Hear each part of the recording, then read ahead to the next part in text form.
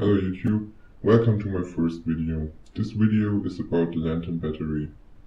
In my case, it's a 6-volt zinc carbon battery. It's mostly printed on the back that it's a zinc carbon battery. And because it's 6 volts, it means that they are made out of 4 individual zinc carbon cells, because the average voltage of a zinc carbon cell is, according to the galvanic series, 1.5 volts. The outer casing is very tightly glued, and I first used a hacksaw and later a screwdriver and a pair of pliers to open it. Inside it's basically hollow, and there are 4 cells packed together, so there won't be any mess or spilling of electrolyte or anything comparable if you open the outer casing.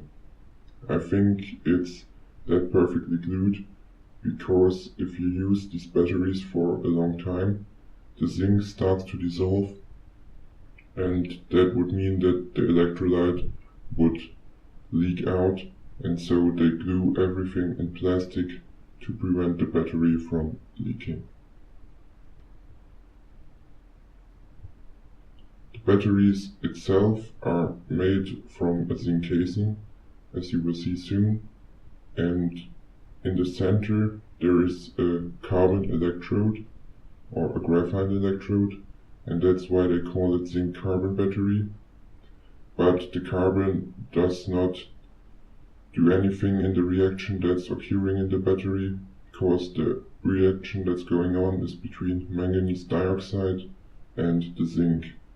And there's also ammonia chloride inside, and it's used as electrolyte to make everything conductive. And the manganese dioxide is separated from the zinc with a sheet of cardboard. You will see it soon inside one of these individual cells. You can take out the cells all 4 at once, or do it like I did, and I cutted the 4 wires that are connecting the cells and put them out individually.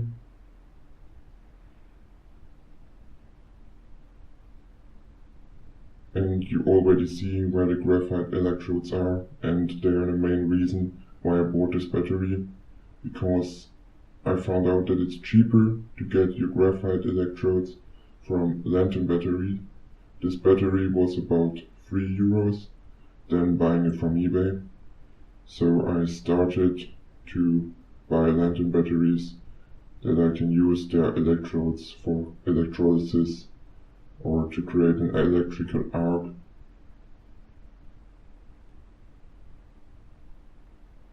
They are separated with a piece of plastic that there is no electrical contact between the zinc casing and the graphite electrode, and these electrodes can be simply pulled out with a pair of pliers, and it leaves you behind with the zinc casing.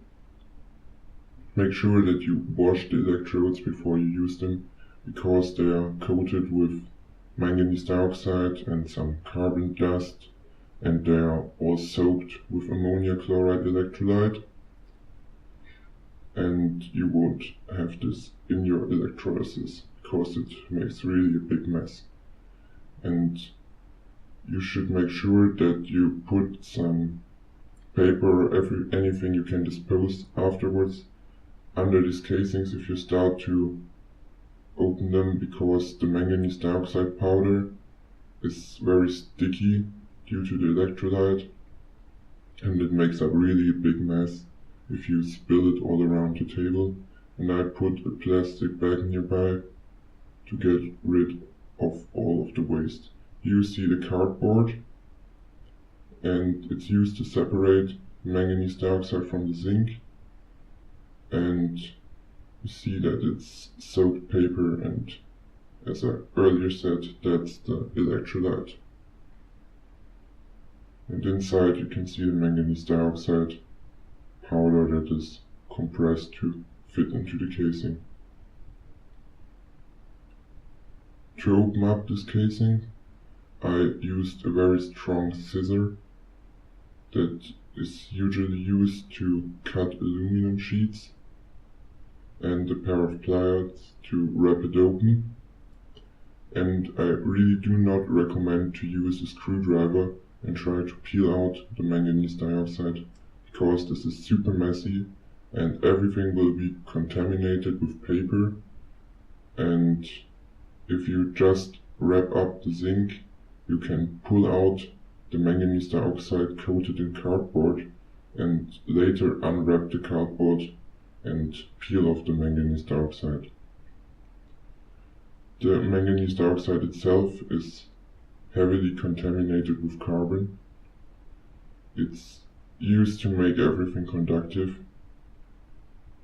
and it's also contaminated with some oil and some other glue and sticking agents, and it's contaminated with the electrolyte, so I don't think there's any way to purify it, and I will use it for a Fermat reaction to get some of the manganese out of it.